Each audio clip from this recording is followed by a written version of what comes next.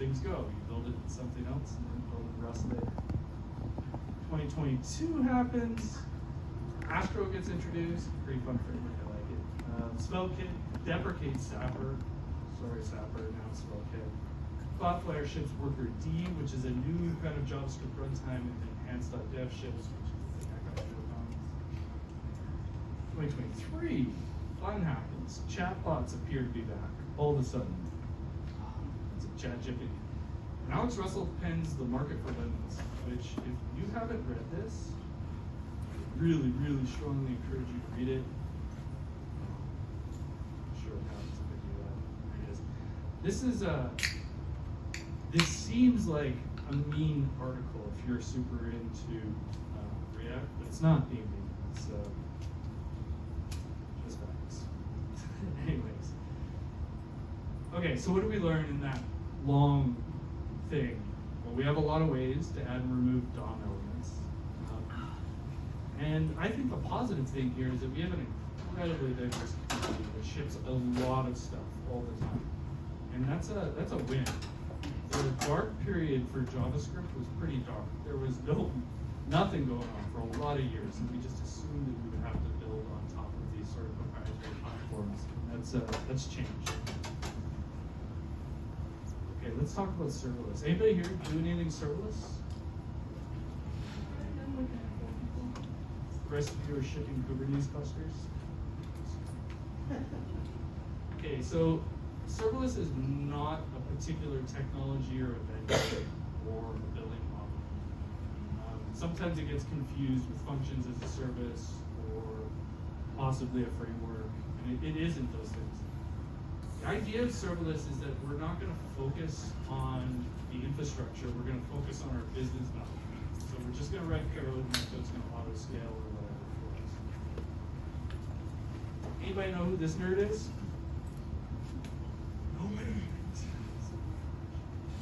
Okay, so this guy's John McCarthy, and he invented the idea of functional programming. He was the person who discovered lambdas. I don't think you could say he invented it. I think he discovered it. It's kind of like a fundamental property of physics. He also was the first person to suggest utility computing would be a thing in the 60s. His idea kind of boils down to this little part here. Every subscriber to the computer only pays for the capacity they use, but they have access to all of the power of the system. And this is a very profound idea. By the way, check this out. This computer, he's playing chess with it. I don't remember what that thing's called. It's crazy.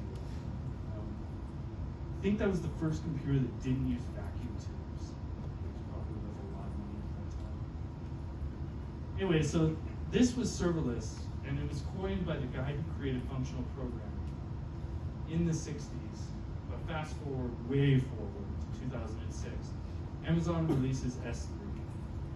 They actually released SQS roughly around the same time, and this was a very profound product launch that nobody understood. We were all like, okay, static files, I guess. But at that time, if you wanted to host static files, you had to run the server. You had to deal with retries. You had to deal with backoff. You had to deal with latency across continents. You had to figure out replication. This is a ton of work. And S3 kind of nuked all that and just said, give us your blob. We'll host it. We'll take care of everything. They did the same thing for queues, and this is a really, really big deal because doing a queue right is very hard. And so these were pretty sophisticated primitives that all of a sudden were raised up to mere mortals. I would show other cloud vendors here, but they didn't exist for another decade after this. This is how far ahead Amazon is at this point. And I'm showing multiple logos because Amazon doesn't have a design team, I guess. And so like they actually have multiple logos for these things. Ask someone from Amazon, I don't know. 2011, Amazon introduced the idea of cloud formation. This is a concept called infrastructure as code. This is a pretty profound idea, like a very profound idea. The concept is the same as a package JSON. You put your dependencies in as manifest, and that's what happens. Your code has that dependency available. It's the same concept for infrastructure as code. I have some cloud dependencies. Like I have a dependency on a database or a bucket or a queue, and I check that in with my code, then that version of that code will have those dependencies available when it runs.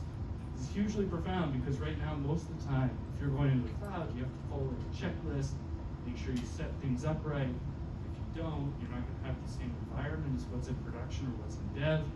Bugs will ensue, everyone will blame each other. Not a good place to be. 2012, Amazon introduces DynamoDB. They actually introduced a paper earlier called the Dynamo paper, which was foundational to the idea of a key value store or a live column store. This spawned a whole bunch of other databases like Cassandra. I can't stress enough how profound this database is. It's a database that scales infinitely. No matter how much data you put in it, it will always have single-digit millisecond latency. You just, like, that's science fiction. You just can't do that with anything else. 2014, this is 2012. 2014, Lambda happens. And most people didn't really pay attention. At that point, Lambda was a thumbnailing service. Amazon had this common use case where people would upload stuff into S3, usually images, and they'd need to create thumbnails. So they'd have an EC2 server just pulling that bucket, looking for images. Whenever the images happened, they would thumbnail them and write them into the bucket. And Amazon was like, oh shit, we should just like take your code. We can do that for you. And once they did that, a whole bunch of people were like, well, wait, if you can do the scaling part for me, that would be really sweet if you could do it for other things. 2015, they land API Gateway. This was a profound moment for me. I saw an HTTP request come into a function and respond to it. I didn't have to think about how it would scale. I didn't have to think about anything. It just worked. They also added SNS support, which does fan out, and Serverless framework gets released. These are really big moments because they drop the barrier to entry really, really far. 2016, Azure sees what's going on. They jump on board and release Azure Functions. Zeek at that time releases a thing called Serverless Docker. I started working on a thing called OpenJS Architect at that time. 2017, Google catches up and realizes they need to do cloud functions. I think they're in version 3 now. Cloudflare Workers happens, Worker D happens. 2018, we see a whole raft of these things come out, including WebSockets, which is a pretty big, tough thing to run yourself. If you've ever had to stand up a socket server, it's literally a persistent connection. If you've got 1 million users, you need 1 million sockets. You need to keep those persistent, you need to keep it sticky, and that's hard. It's really hard. It's not hard with that. 2019, we get provision concurrency, we get the ability to start talking to other databases like Postgres, and Zeek realizes the Docker thing is not the future and starts moving towards cloud functions.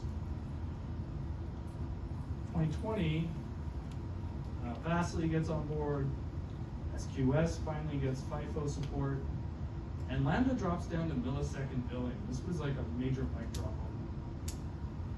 2021, Lambda container support happens. 2022, Lambda gets faster, Cloudflare starts doing all kinds of crazy shit.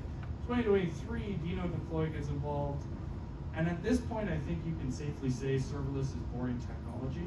We are almost a decade into Lambda at this point. There's a link here. Adoption's being led by front-end devs. This is being shown by Datadog. We all thought that it was going to be like the old school that wanted this, but the old school are happy with their jobs. And the new school wants their jobs. So the new school is coming for them. Sort of the point of this, though, is that progress isn't inevitable. I think the XHR thing is a good example.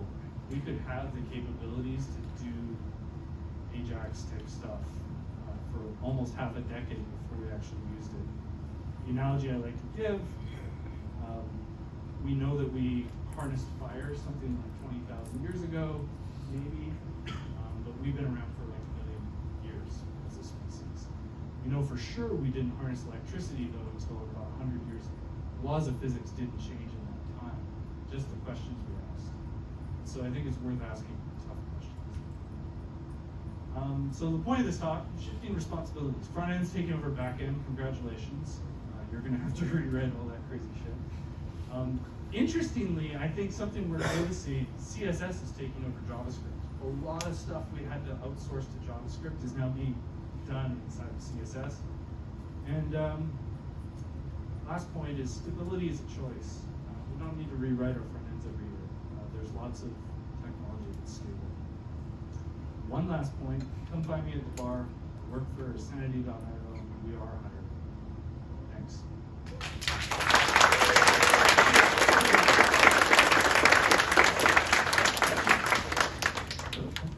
You got 2 minutes. 2 minutes for questions. Okay, man, let's go. Very good. Awesome job. Thanks. Awesome talk. I love a history lesson. Towards the latter part of your talk, you really went deep into serverless. I definitely did, dive deep into that over 2017, 18, or 19, and so on. But I kind of got disillusioned by it. I find now I'm a monolith guy, and I'm wondering the last case that you made, the thesis of front end is taking more back end and so on. Like I always appreciate barrier to entry getting reduced, Yeah. but does it now not just lend to a lot more illiteracy about what's really going on, as well as this specific model leading to a centralization of these services? Because they're not really pitching a decentralized paradigm of doing this. Yeah. Most of the ones that are playing this game are centralizing servers on the cloud, on the analysis servers. Yeah, thoughts on that? Nice question. I like that. Okay, so first part was barrier to entry is dropping, but maybe the abstraction is getting too high, so people don't know how things work under the hood.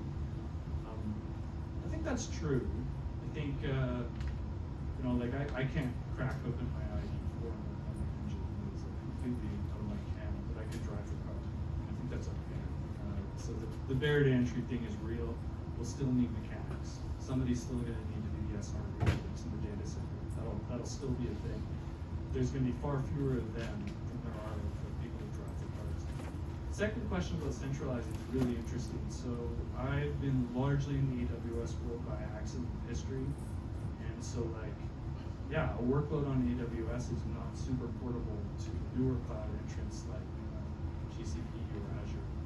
And you'll get a pitch once in a while that just use Kubernetes or something, which is total bullshit. There's no way a Kubernetes cluster running on GCP is going to work on Azure or on AWS without a ton of work to redo it.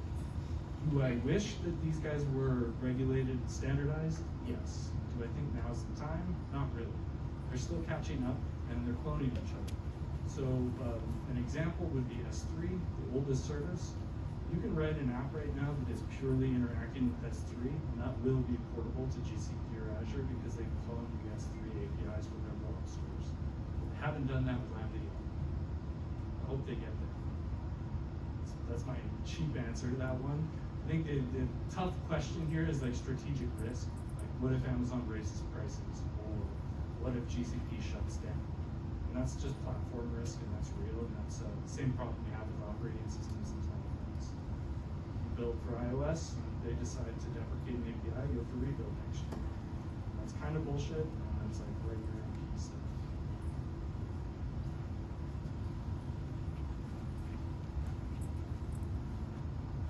Thank you. What I've observed is, please correct me if I'm wrong, serverless has been around for a very long time, but I feel organizations are not quite jumping on it from a very long time. I feel they have a kind of abstraction on how their deployment goes, and organizations need to monitor and see every aspect of it. So as compared to comparing this with something like Dockerizing and creating images, deploying on Kubernetes and seeing what actually goes down, I feel, is that something that AWS is doing wrong in terms of where serverless is going as a whole?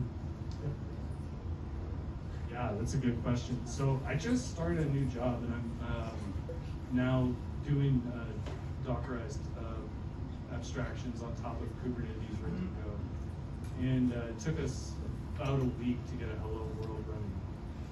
If you give me a minute and a half on a computer I don't own, I can set up an application running Lambda API gateway and Route 53 that can serve 10,000 requests per second. So, I don't know. It's a weird trade-off.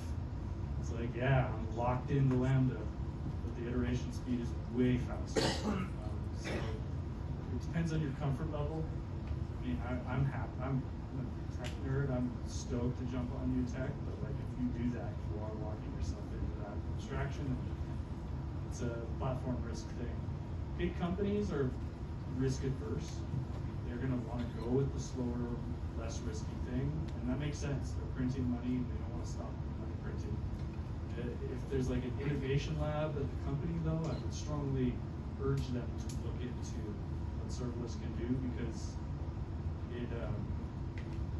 it can kick the ass of a lot of the old school ways of doing things. But, you know, whatever, job security, man. Learn Kubernetes.